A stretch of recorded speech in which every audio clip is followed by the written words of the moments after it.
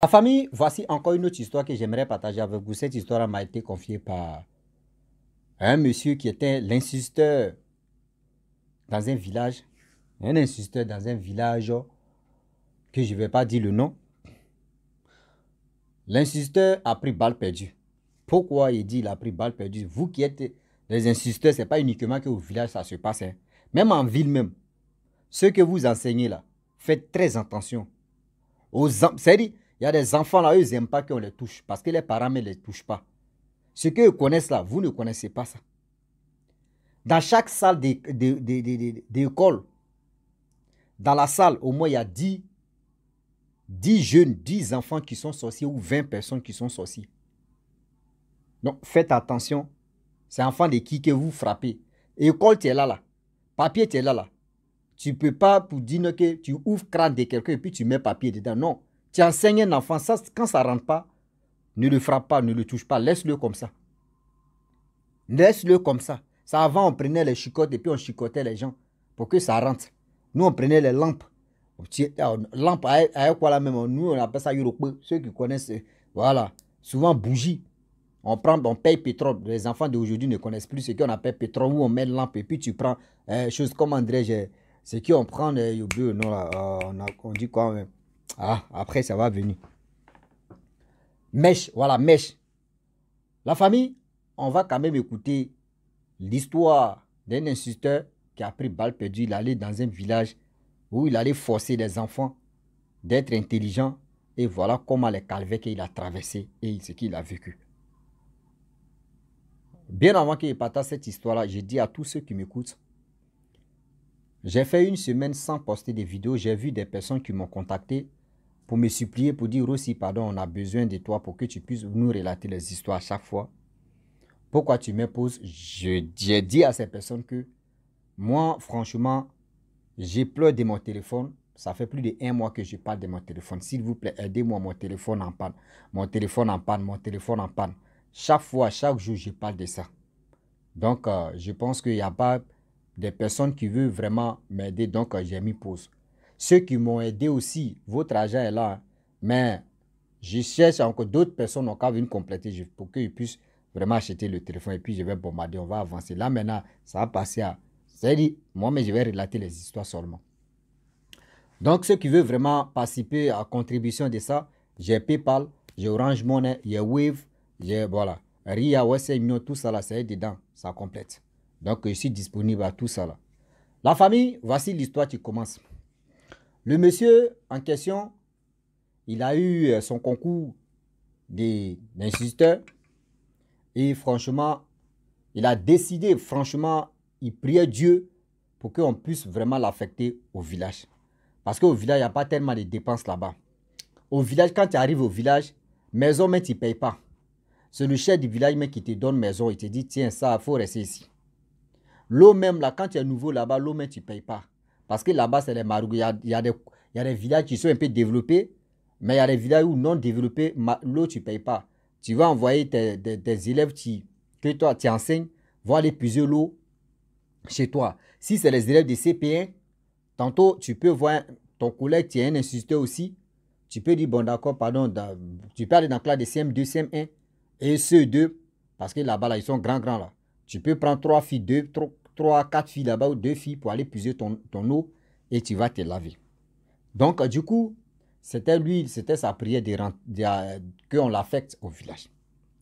Donc, Dieu merci, Dieu a écouté ses prières et ils ont tout fait. Ils l'ont affecté au village.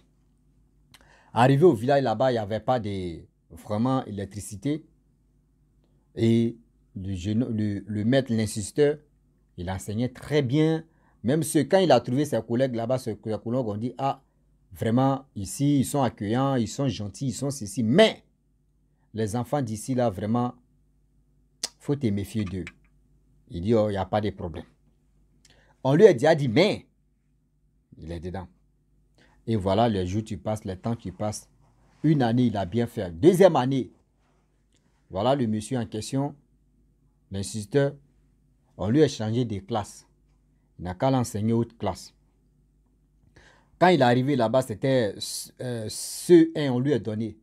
Mais après CE1, cette année, Là, on lui a donné, comment dirais-je, CP1.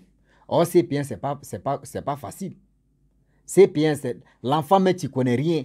Ah, on a les instituteurs de CP1, je vous dis chapeau. Jardin, même là, ce n'est rien. Jardin, c'est papillon. Mais CP1, quelqu'un qui n'a jamais fait jardin au village et qui vient faire CP1, dans sa tête, là, il n'y a rien. C'est toi, tu dois tout faire, ça va rentrer. Et voilà comment l'instituteur en question, deuxième année, ils l'ont mis au CP1. Les enfants font des bêtises là-bas, dans sa salle. Bêtises. Quand il fait ceci, l'enfant même voit même quelque chose et puis il écrit, il dit autre chose. Donc lui, il voulait vraiment se donner pour que les enfants puissent avoir des bonnes moyennes pour dire non que oui, vos maîtres vous ont vraiment enseigné.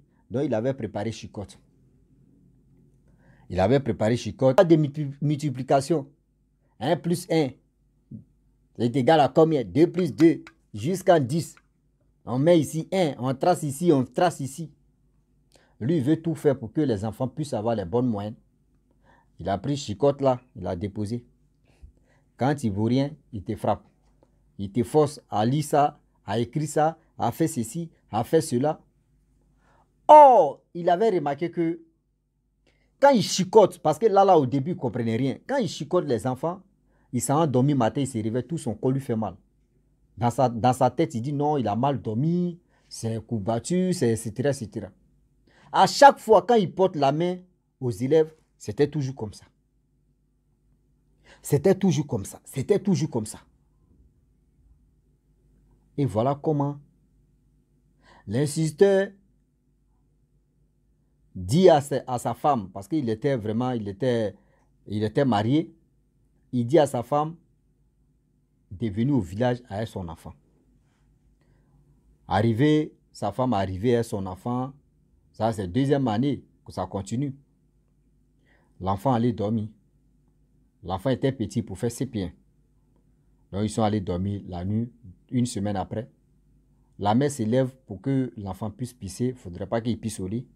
Elle attrape le troisième pied de l'enfant. L'enfant est en train de pisser. L'enfant fixe le mur. Parce que c'était lampe qui était là-bas. On diminue un peu la lampe. Il ne faudrait pas que ça éclaire partout, trop là. L'enfant fixe le mur. La mère lui demande, mais il y a quoi? Elle dit, maman. L'enfant dit, maman, je vois tel animal, je vois serpent, je vois ceci, qui vient vers moi. La mère aussi regarde, elle augmente le volume même de lampe là, elle regarde qu'il n'y a rien. Elle dit non. L'enfant dit, regarde le mur là. C'est là, ils sont là venus. La mère regarde, zéro. Voyez, l'enfant qui est terrifié. Voici l'enfant qui est terrifié maintenant. L'enfant a peur.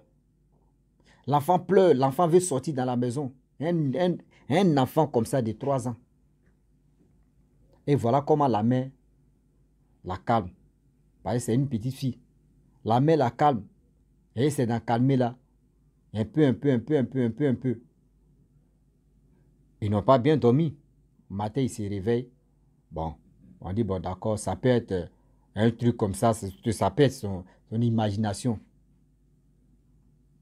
Et voilà comment.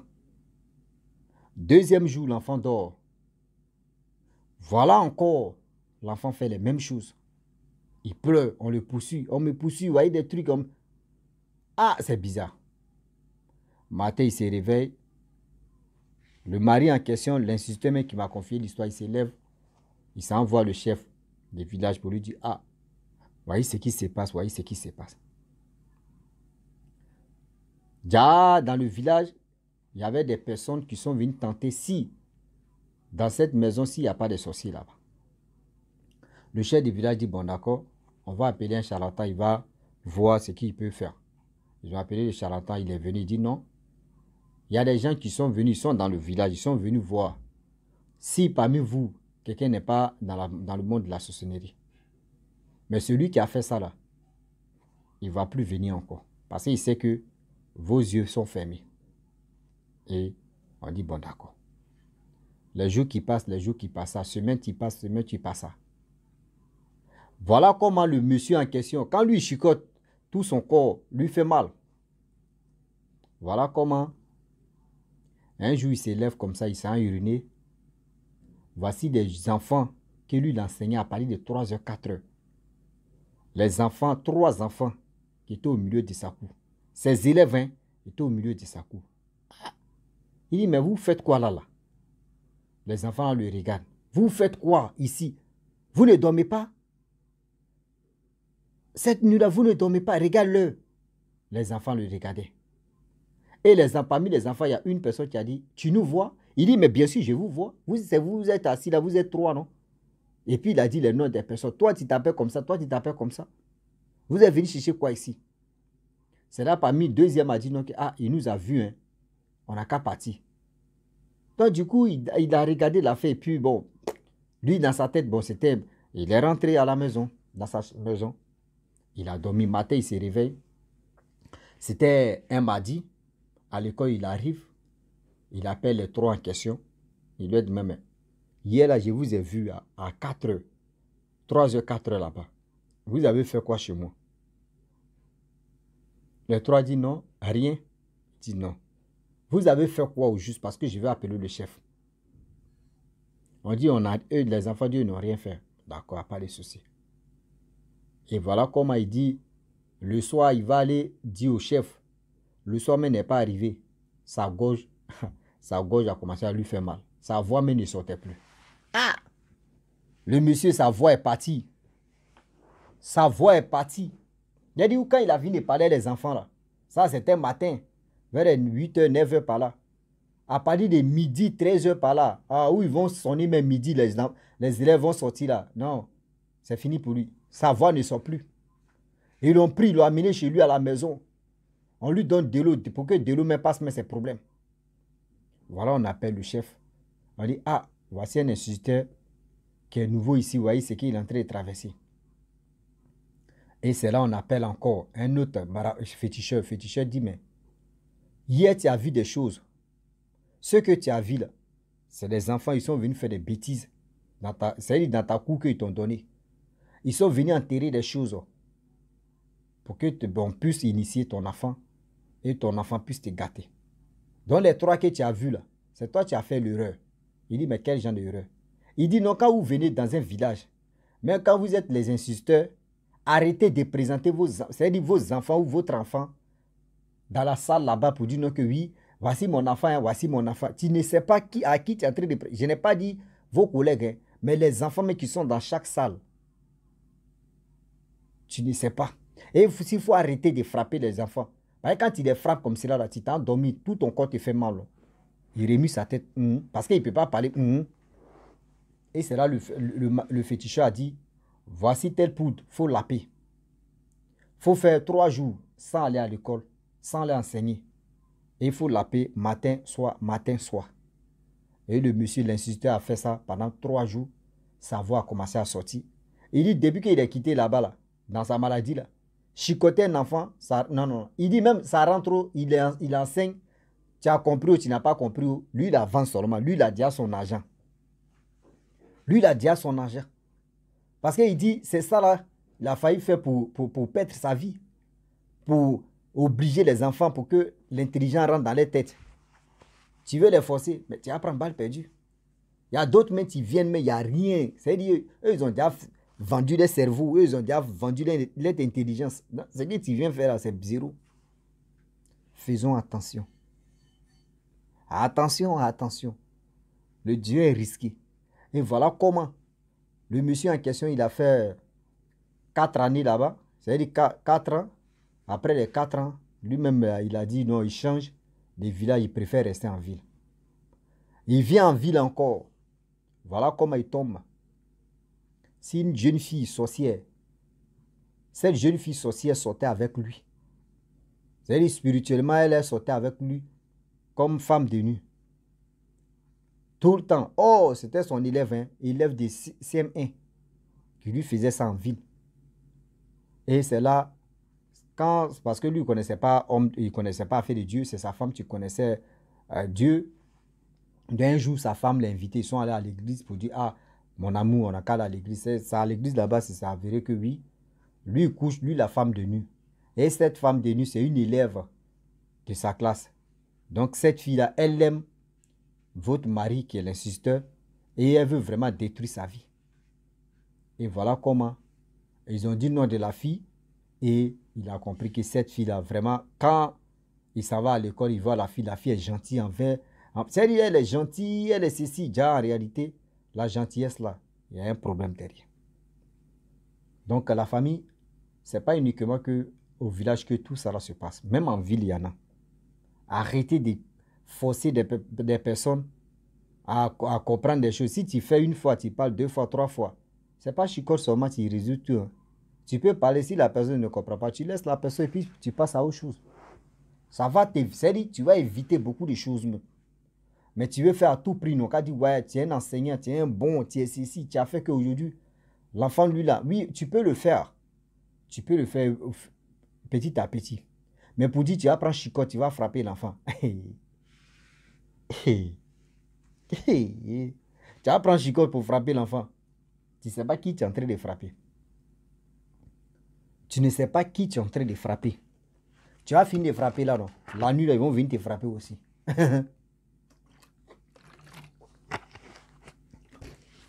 Pour eux, là, c'est dans les paumes. Ou si les dos, ou si les fesses. Mais pour toi, là, eux, ils vont te frapper, non? Matin, tu te réveilles comme ça, même pour parler, mais tu as problème. Toi, mais tu vas te poser des questions, mais attends, ici, quitter où, là, où juste, et puis tout mon corps me fait mal, là. Parce que tu n'as pas, c'est-à-dire, les règles, là, tu as déraillé, c'est pour cela qu'ils t'ont chicoté. Donc, faisons attention, le Dieu est risqué. Oui, faisons attention. La famille, franchement, j'aimerais m'arrêter là. Si tu es nouveau, tu es nouvelle sur ma vidéo, il faut t'abonner sur ma chaîne YouTube, ma page Facebook. Vous voyez, il vient même de quitter, de laisser une semaine sans faire des vidéos. Ouais, ça me... Quand il voit que le téléphone, que je parle de ça, et ce n'est pas quoi c'était le téléphone, ça me fait mal. Que vous êtes mes abonnés, vous ne pouvez pas faire geste pour que Rossi puisse acheter un téléphone, pour qu'il puisse avoir vraiment la force pour bailler. Jamais. Regardez comment c'est honteux. Regardez comment ça fait mal. On peut faire ça adamant. La famille, je vous dis à très bientôt. Ciao. Bisous. On est ensemble.